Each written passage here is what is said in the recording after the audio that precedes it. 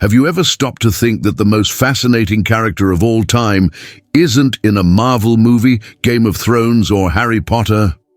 What if I told you that this character has no face, no form, and yet has influenced more lives, inspired more art, and caused more transformations than any other in the history of humanity? Hello, welcome to our channel. If you're new here, don't forget to subscribe and turn on notifications, because today we're diving into the greatest story ever told. Today, we'll meet the most enigmatic, powerful, and controversial character of all time. We'll get to know God, not as an abstract idea or a theological concept, but as a living, complex, and surprising literary character. And if you stay until the end, I'll tell you how to access our exclusive ebook, The 7 Secrets of the Divine Character, which delves even deeper into this fascinating topic. So, come with me. The beginning without a beginning. In the beginning there was nothing, no form, no sound, no time, only infinite emptiness. Imagine a darkness so complete that you can't see your own hand, a silence so profound that you can hear your own blood circulating in your veins, an emptiness so absolute that existence itself seems impossible. And then, suddenly, let there be light. A voice pierces the void. A word awakens existence. And thus, without any introduction, without any explanation of where it came from or who it is, the protagonist of the greatest story ever told enters the scene. It would be as if a novel began with the voice of the main character, without the author ever telling us their name or describing their appearance. Imagine reading hundreds of pages about someone you never see, but whose words transform everything. It's a beginning worthy of the greatest mystery of human existence, isn't it? And here's the first fascinating revelation. Unlike all other ancient creation stories, the Bible doesn't tell us how God came to be. There's no explanation for his origin. While the Babylonians, Egyptians, and Greeks had elaborate stories about the birth of their gods, the Bible simply presents God as the one who has always existed. This absence of explanation is not a neglect of the authors. It's a powerful statement. Some realities are beyond our understanding. Some truths transcend our capacity for explanation. Leave your thoughts in the comments. Do you think there are mysteries better left unexplained? Or does everything in life need to be explained? I'd love to read your opinion. The voice that creates. Imagine the scene. Infinite emptiness. And then a voice. Let there be light. And light exists. Not a lightning bolt falling from the sky. Not a god shaping the sun with his hands. Not a cosmic battle between forces of good and evil. Just a word. Have you ever stopped to think about the power of words, how they can build or destroy lives, how an "I love you" can change your entire day, how a "you're not capable" can mark someone forever? The Bible begins by presenting God as someone whose words have creative power. He doesn't just describe reality, he creates it through his words, and here's something few realize. The way God creates in Genesis follows a perfect poetic pattern. In the first 3 days, he creates spaces. In the next 3 days, he fills them. Day 1, light and darkness. Day 4, sun, moon, and stars. Day 2, sky and water. Day 5, birds and fish. Day 3, dry land. Day 6, land animals and humans. It's like a cosmic poem, a symphony of creation where each element fits perfectly into the whole. It's not just power, it's art. It's not just creation, it's composition. And you know what's even more interesting? The Hebrew word used for create, bara, only appears in the Bible when the subject of the action is God. Never does a human bara anything. This type of creation is exclusive to God. If you're enjoying these kinds of insights, you'll love our ebook, The 7 Secrets of the Divine Character. Soon I'll tell you how to access it, but now let's delve into the mystery of the name.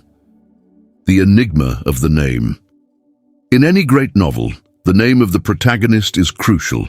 It's what gives identity to the character, what allows us to call them, to know them. But what if the main character has a name that is, in itself, an enigma? In the first verses of Genesis, God is called Elohim, a plural word that strangely is used with singular verbs.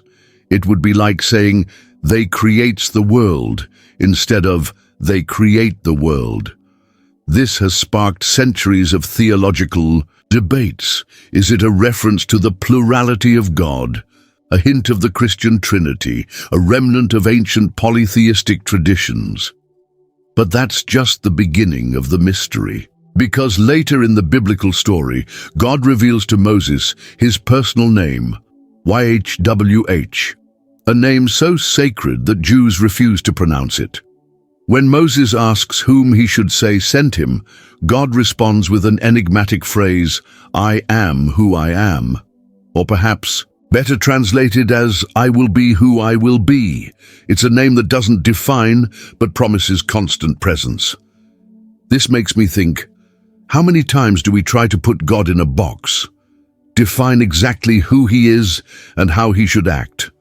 But what if his very name is a declaration that he is greater than our definitions? And now comes a curiosity that will leave you speechless.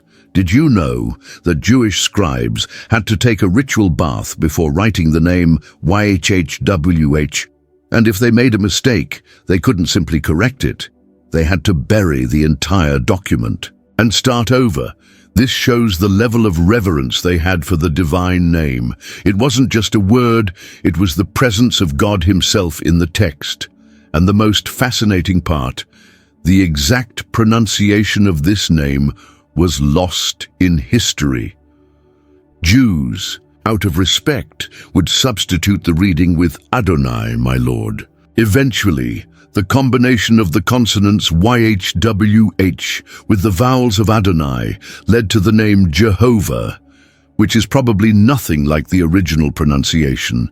If you're enjoying these revelations, give this video a like and share it. And in the comments, tell me, what name or nickname do you use to refer to God in your prayers or thoughts? It says a lot about how you perceive him. The invisible that reveals itself, let's be honest. Creating a main character who never appears physically is one of the greatest literary challenges one can imagine. How can a reader connect with someone who has no body, no form, no facial expressions? And yet the Bible does this masterfully.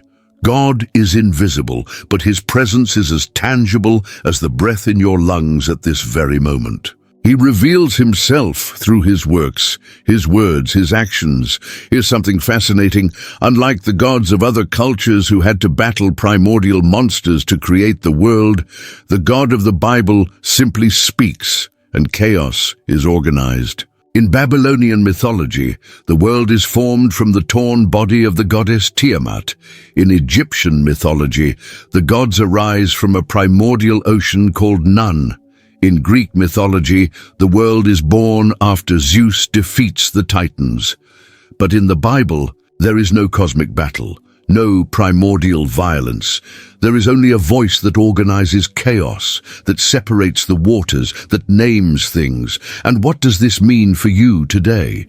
It means that chaos doesn't have to be your enemy. That the confusion in your life, in your mind, in your heart, can be reorganized by the same voice that organized the universe. Have you ever stopped to think how many times you just need someone to bring order to the chaos in your life? To separate what's important from what's not, to name what you're feeling. That's God's first role as a character, not just to create, but to organize, to give meaning, to transform chaos into cosmos, a harmonious, meaningful, ordered universe. Jewish sages interpreted the Hebrew phrase tohu wabohu, translated as formless and empty, not merely as a lack of physical form, but as a state of unrealized potential. God's creative act, therefore, is not just about giving existence, but giving purpose. If this video is helping you see God in a new way, don't forget to share it with that friend who needs this perspective. And stay until the end to learn how to access our full ebook on this topic, In the Image of the Creator. So God created mankind in his own image. In the image of God, he created them. Male and female, he created them. This sentence, one of the most famous verses in the Bible, hides a depth few are able to grasp. What does it mean to be created in the image of God? If God has no physical form, what exactly are we reflecting? Perhaps the deepest answer is this: of all beings in the universe, only humans have the capacity to create, not merely to reproduce by instinct like animals, but to imagine something that doesn't exist and then bring it into existence. Have you noticed we are the only beings who write books, compose symphonies, paint pictures, build cities, imagine different futures? That's not a coincidence. It's the mark of the Creator within us. Think about it. Every time you organize your home, write something, cook a meal, or solve a problem creatively, you're exercising a capacity that reflects God Himself. In Jewish mystical tradition, there is the idea of the Adam Kadmon, the primordial human who would be a manifestation of divinity in human form. This idea suggests that each person is a microcosm of the entire universe. And here's something surprising. When Genesis says, "In the image of God he created them," male and female he created them, it suggests that the full image of God can only be reflected when male and female are together. Divinity transcends gender, including qualities we associate with both masculine and feminine. What does that mean for you today?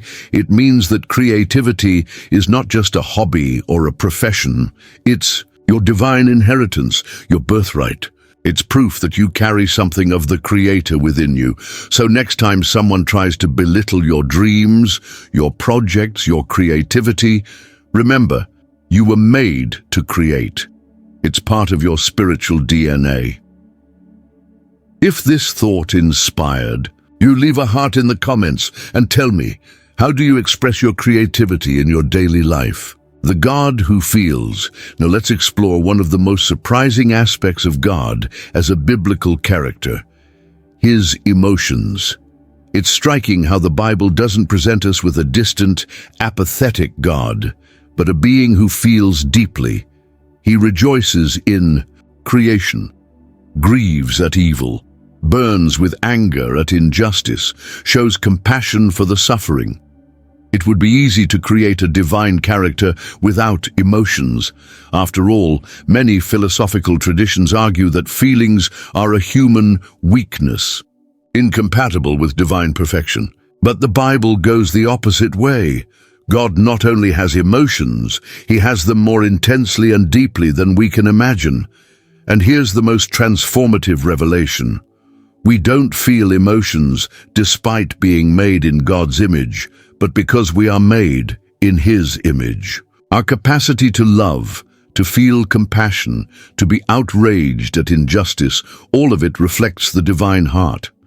In the creation account, after 6 days, the Bible says God rested, but the Hebrew word vaynafesh literally means He breathed deeply, like someone who looks at a finished work with satisfaction. Isn't that amazing? The Creator of the universe taking a deep breath of joy at seeing His work. Like an artist stepping back to admire a completed masterpiece. But the biblical narrative also shows us a God who regrets, who feels sorrow, who changes plans because of His love. Before the flood, the text says, "The Lord regretted making mankind, and His heart was filled with pain." That's revolutionary. A God who can change His mind, a divine being affected by what happens in His creation. A character who, though all-powerful, chooses to be emotionally bound to the fate of His creatures. It makes me wonder, what if our prayers, our choices, our lives really mattered to God? What if He weren't just a chess master moving pieces, but a loving Father deeply involved in every detail of our existence. The Bible seems to suggest exactly that, which makes this divine character even more fascinating. If you're enjoying these deep reflections, don't forget to like and subscribe to the channel and share in the comments what emotion surprises you most to see attributed to God in the Bible. The God who hides. Have you noticed how the best fictional characters never reveal everything at once? They keep secrets, maintain an air of mystery, and surprise us when we least expect it. The God of the Bible takes this to another level. He is simultaneously the most present and most hidden character in the narrative.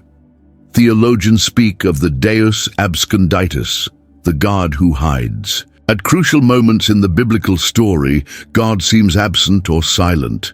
Think of Job, suffering without understanding why, or the times when Israel is taken into exile, or even Jesus on the cross crying out, my God, why have you forsaken me?"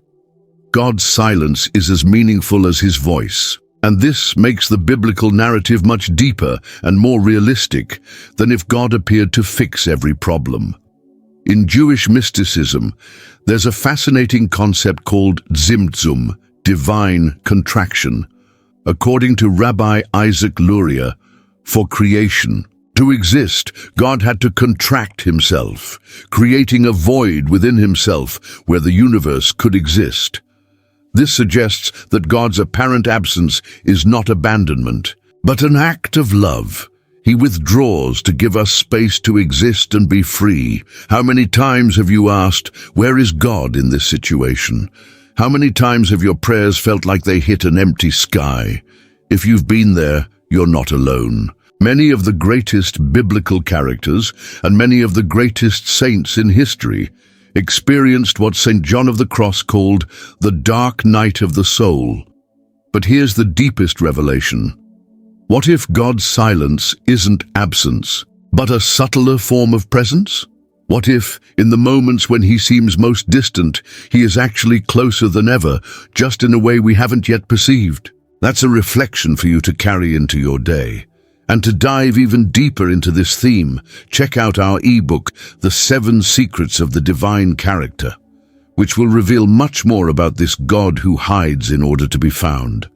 Tell me, in the comments, have you ever had an experience where God felt absent, but later you realized he was there the whole time? The God who speaks. If there's one characteristic that sets the God of the Bible apart from almost every other conception of divinity in human history, it's this: he seeks dialogue. Think about it. The creator of the universe, the supreme being, who exists beyond time and space, chooses to speak with his creatures. Not just to give orders or make demands, but to converse, to listen, to respond. He walks in the garden looking for Adam and Eve. He questions Cain about his brother. He speaks with Noah about the ark. He debates with Abraham about the destruction of Sodom. He answers Moses' questions from the burning bush. That's revolutionary. A God who not only speaks, but also listens. A supreme being who allows room for questions, for doubts, for negotiation. In the biblical tradition, the Hebrew word for word, dabar, also means thing or event. When the Bible says God spoke, it implies not just verbal communication, but concrete action in the world. The divine word is not just sound, it's creative power. When he says, "Come to me," it's not just an invitation, it's a force that draws. When he says you are forgiven, it's not just information, it's transformation. Have you ever thought that prayer isn't a monologue, but a dialogue? That when you speak to God, he isn't just passively listening, but responding in his own way. Maybe not with an audible voice or miraculous signs, though that can happen too, but through insights, meaningful coincidences. People who cross your path, doors that open or close. What if you began to see your life as an ongoing dialogue with the divine? What if every thought, every prayer, every choice was part of a conversation? the God who evolves.